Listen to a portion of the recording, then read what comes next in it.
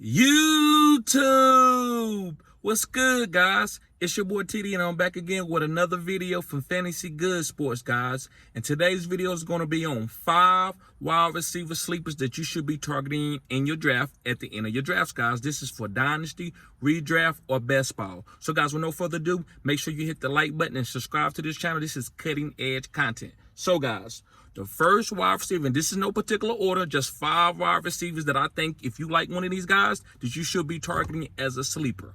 So, the first guy, guys, is Alec Pierce. Yes, guys, Alec Pierce. And the reason why I think Alec Pierce is a great sleeper to be targeting is because of his deep threat ability. Now, listen, if Anthony Richardson is the starting quarterback, Alec Pierce would be the best target as a wide receiver on his team over Michael Pittman. I said what I said. I would rather have Alec Pierce than have Michael Pittman or Josh Downs or Woods or anybody on this team, other than maybe Jonathan Taylor as a running back, but that's two different things. Reason why I think Alec Pierce would be the best target is because Anthony Richardson is a better deep ball thrower than Gardner Minshew, and that's what he succeeded in when he was in college, was throwing the ball deep. Now, his intermediate and short routes wasn't that great in college, but throwing the deep ball, he hit a lot on that, guys. So, Alec Pierce is a faster wide receiver than Michael Pittman. Michael Pittman is a jump ball contestant catch guy. I don't think Anthony Richardson is ready for that quite yet. Maybe later on in the season, he might get better at that. Now, listen, if Gardner Minshew plays, then maybe Alec Pierce might not be as great a sleeper as Michael Pittman, because Gardner Minshew is a great, what I would call a jump ball thrower, right? He can throw a great contestant catch for Michael Pittman to beast the corner. But if you want to talk about separation, Alec Pierce is going to get more separation from corners than Michael Pittman, which helps out Anthony Richardson as a young quarterback that's trying to read the defense. So, guys, make sure you pick up Alec Pierce if you see him later in your draft and he's dropping, because this guy can get separation. He's a great deep ball receiver. If you look at when he was in Cincinnati with Desmond Ridder, that's what they did. They hit the deep ball a lot with Alec Pierce. So, guys, pick up Alec Pierce. Moving on to my second wide receiver sleeper, and it's Isaiah Hodgins. Yes, guys, Isaiah Hodgins from the New York Giants. And the reason why I think Isaiah Hodgins is a sleeper is because he's the only outside big target on his team. They just picked up Cole Beasley. They got Wan'Dale Robinson coming off the PUP list. They got Paris Campbell, which is another type of slot type of guy.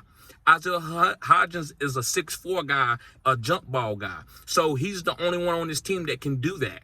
They got Darren Waller. He's a big guy, but he's a tight end hybrid guy. So the only wide receiver that, to me, that can get touchdowns as like a big play for us on the outside is Isaiah Hodgins. That's why they re-signed him and gave him a deal. And, guys, if you look at his PFF rating, he doesn't drop balls. He's never had a drop ball in his career. Now, listen, has he only had like 50 or 60 targets? Yes. But he's never dropped the ball. Most guys in their first 50 or 60 targets have at least one drop.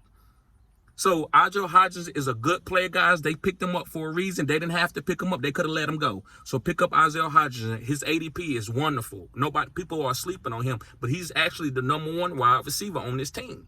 Now, Brian Daboll does have a different system where he hyper-targets his slot wide receivers. That's why he's drafting a lot of slot wide receivers and picking up slot wide receivers, and also picking up Cole Beasley to show some of these young slot receivers how to run routes in this type of offense. But he do need outside alpha guys, and Isaiah Hodgins is that type of guy. All right, guys, moving on to my other guy. And listen, guys, if you watch the whole video, I have 2 bonus guys that are sleepers as a wide receiver too.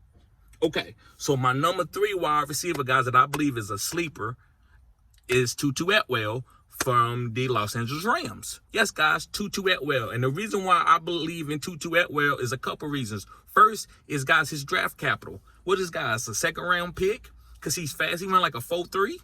Now, with Robert Woods and some of these other guys gone, I don't think Puka Nacua is going to come in and take out Tutu Atwell, because they do 2 different things. Tutu is a fast speed demon. If you watch when he played with Baker Mayfield last year, Tutu had a couple good games. I started Tutu and won that week because they didn't have any other wide receivers. So with Cooper Kupp being there, it's going to be a lot of opportunities for people to make plays. And Tutu, with his speed, is going to make plays. And he's also in a Sean McVay offense. So I'm not saying Tutu is going to be a wide receiver 24, a top 24 wide receiver, but can Tutu have some boom boom games where he had two 50-yard touchdown guys, 50-yard touchdown games, guys? Yes, I believe so. Yeah, you can talk about Van Jefferson. Van Jefferson is solid. I'd rather have Tutu for the draft capital. People is taking Van Jefferson a little bit of up on the ADP scale. Me, I'd rather get Tutu.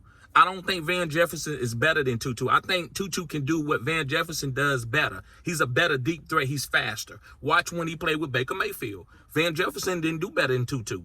Tutu outballed Van Jefferson. So, guys, make sure you pick up Tutu Atwell. Going forward, moving on to my next guy, and this guy is Calvin Austin from the Pittsburgh Steelers. Yes, guys, Calvin Austin. The reason why I like Calvin Austin, guys, is because of what I seen him do coming out of college, and also what the coaches are saying about him right now. When he was in college, guys, I seen him go against one of the best corners that you ever saw in college, and that was Sauce Gardner. Sauce Gardner didn't even give up not one touchdown his whole college career, not as a freshman, not as a sophomore, not even as a junior. But Calvin Johnson gave him hell, and Calvin almost scored on a touchdown one time. He had barely pushed him out of bounds and almost broke his record. And if you go look up Sauce Gardner going against Calvin, Sauce says, man, this guy's really good. That's the toughest player that I ever played against in college. So if Calvin can stay healthy, because he's a smaller guy, that's what worries me. That's the only thing that worries me. I think Calvin can end up being a boom play out of all these weapons on Pittsburgh Steelers. To me, that's just me. You know how I am. This is cutting edge content. Make sure you hit the like button. I think Calvin Austin is a better overall player than even George Pickens. Now, George Pickens is a 6'4" alpha guy. I'm not saying that. But remember, I like speed demons. To me, that opens up the offense, and that is hard to stop. That's why you got guys with speed that are affect the game even better than guys that are prototypical route runners, that are really, really good at their craft.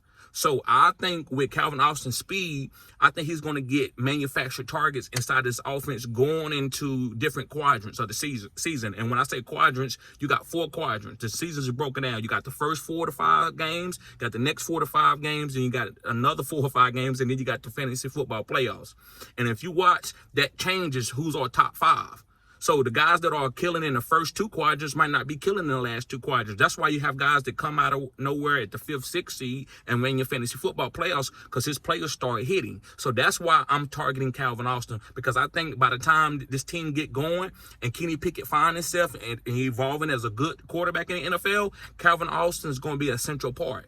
If you go back and look at Antonio Brown, that's what happened with him. They had Mike Wallace, but Antonio Brown started booming and being the go-to guy down the stretch in the 4th quadrant. If you look at Emmanuel Sanders in the Pittsburgh Steelers offense, he started booming, going down the stretch and doing better than the alpha guys that was already there, right? So you got to know growth is happening. Everybody's not going to stay the same from the beginning of the season. So Calvin Austin, to me, is going to be probably the guy to get the most separation of all these guys out there at the receiving group for the Pittsburgh Steelers. All right, guys, moving on to my 5th and final guy. And remember, I got 2 bonus guys, if you watch the whole video.